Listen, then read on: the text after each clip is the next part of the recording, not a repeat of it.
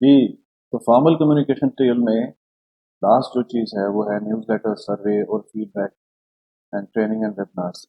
ये basically different purposes के लिए इस्तेमाल होती हैं। तो आइए देखते हैं कि ये क्या चीज़ें हैं और ये किस तरह से इस्तेमाल होती हैं। सबसे पहले हम देखते हैं न्यूज़लेटर। न्यूज़लेटर जो है इज़ प्रिंटेड और इलेक्ट्रॉनिक, दोनों शेप्स में हो सकता है। Is a report containing news concerning to activities of business or an organization that is sent to its member, customer, employers or other subscribers। जैसे यूनिवर्सिटी जो है वो अपने स्टूडेंट्स को के लिए भेज सकती है इंफॉर्मेशन, ऑर्गेनाइजेशन जो है अपने कस्टमर्स के लिए, एम्प्लॉयज़ के लिए, वेंडर्स के लिए, सप्लायर्स के लिए इंफॉर्मेशन जो है वो एक्सचेंज करते रहते हैं।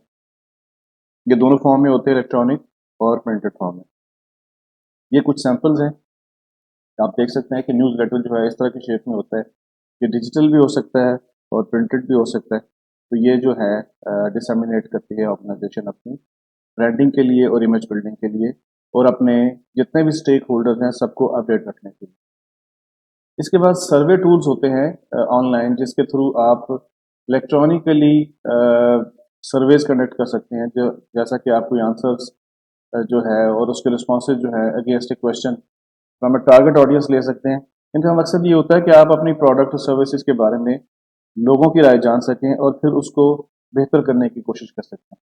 इसमें डिफरेंट तरह के क्वेश्चन हो सकते हैं, जैसे मल्टीपल चॉइस क्वेश्चंस हैं, रैंकिंग क्वेश्चन है, ओपन एंडेड है, स्टार्स हैं और इसी तरह से रैंकिंग के और भी टेक्निक्स इसके अंदर इस्तेमाल होते हैं। ये कुछ टूल्स हैं जिनको आप ऑनलाइन यूज़ कर सकते हैं। इसमें कुछ फ्री भी हैं, कुछ पेड भी हैं, जिनके थ्रू आप अपने सर्वेज कंडक्ट कर सकते हैं।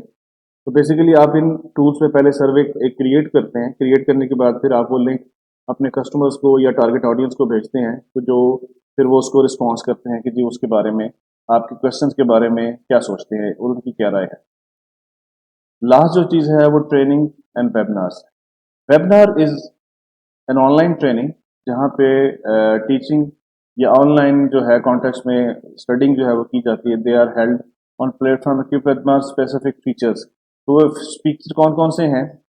जैसे पोल्स एंड सर्वे है, इसके थ्रू आप कर सकते हैं, ठीक है। टीचर स्टूडेंट्स सर्वे कर सकता है, ठीक है।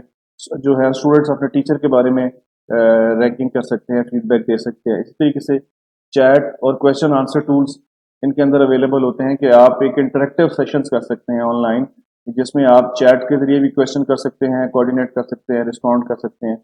और क्वेश्चन आंसर टूल्स भी हैं जिसके थ्रू आप इनको वेबिनार्स को ट्रेनिंग के दौरान यूज़ कर सकते हैं।